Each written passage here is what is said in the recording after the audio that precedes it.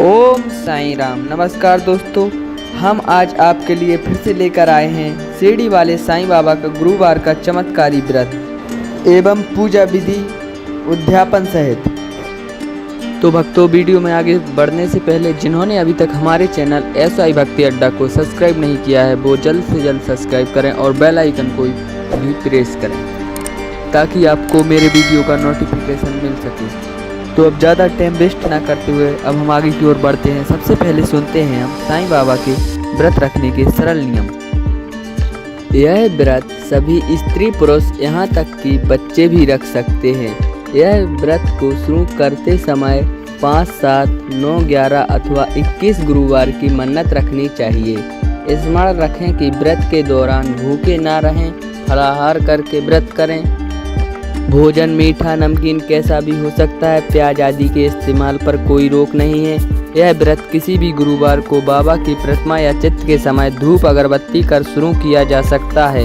जिस कार्य सिद्धि के लिए व्रत कर रहे हो उसके लिए बाबा के मन पवित्र हृदय से प्रार्थना करें। साईं बाबा का यह व्रत कभी भी सूतक, पादक, श्राद्ध इत्यादि में रखा जा सकता है। यदि किसी कारणवश किसी गुरुवार का व्रत न कर पाए तो उस गुरुवार को गिनती में ना लेते हुए, मन में किसी प्रकार की शंका न रखते हुए अगले गुरुवार से व्रत जारी रखें एवं माने हुए गुरुवार पूरे कर व्रत का उद्यापन करें। एक बार मन्नत अनुसार व्रत पूर्ण करने के पश्चात फिर मन्नत कर सकते हैं और फिर व्रत कर सकते हैं। प्रिय भक्तों, तो अब हम सुनते हैं श्री साईं बाबा व्रत कथा।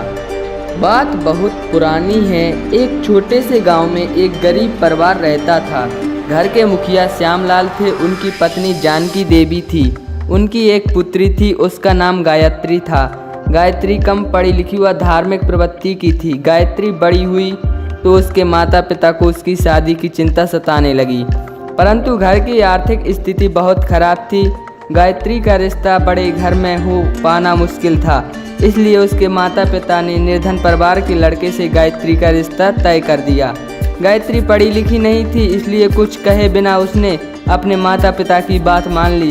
दोनों की सगाई हो गई, शादी की तारीख भी तय हो गई और कुछ ही दिनों के बाद गायत्री की शादी भी हो गई।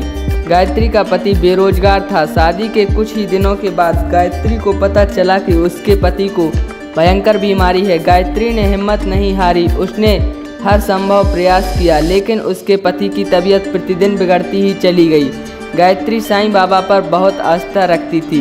एक दिन गायत्री अपने घर पर दुखी बैठी थी। एक साधु भिक्षा मांगने आया। गायत्री ने साधु को भिक्षा में भोजन कराया। साधु ने आशीर्वाद दिया, बेटी सदा सुखी रहो। गायत्री ने कहा, कैसे सुखी रहूं बाबा, मेरे पति को बीमारी हो गई है। बाबा ने कहा, बेटी तू साईं का व्रत कर। बाबा ने बताया, व्रत में फलाहार करना, एक समय भोजन करना, साईं बाबा के मंदिर जाना या घर पर 9 गुरुवार को साईं बाबा की पूजा करना और साईं व्रत की पुस्तकें 5, 11, 21, 51 भेंट स्वरूप बांटना और इस तरह साईं व्रत का प्रचार करना। साईं बाबा तेरी सभी तकलीफों को दूर कर तेरी मनोकामना पूर्ण करेंगे। यह व्रत कलयुग में बड़ा चमत्कारी व्रत है। साईं बाबा का सच्चे मन से पाठ करना और साईं बाबा पर अटूट विश्वास करना।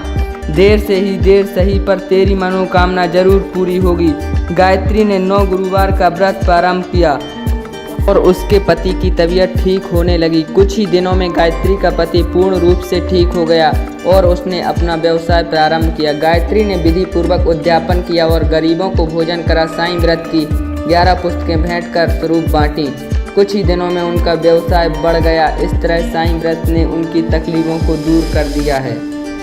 तो आप भी इसी प्रकार भक्तों साईं बाबा का चमत्कारी व्रत करें और अपने सारे दुखों को दूर करें। ओम साईं राम। श्रद्धा सबरी। तो वीडियो कैसी लगी दोस्तों हमें कमेंट में ज़रूर बताएं और कमेंट में ओम साईं राम ज़रूर लिखें। हमारे चैनल को अब सब्सक्राइब कर दें दोस्तों और ज़्यादा से ज़्यादा दोस्तों के साथ शेयर भी करें। मिलते हैं नेक्स्ट टाइम।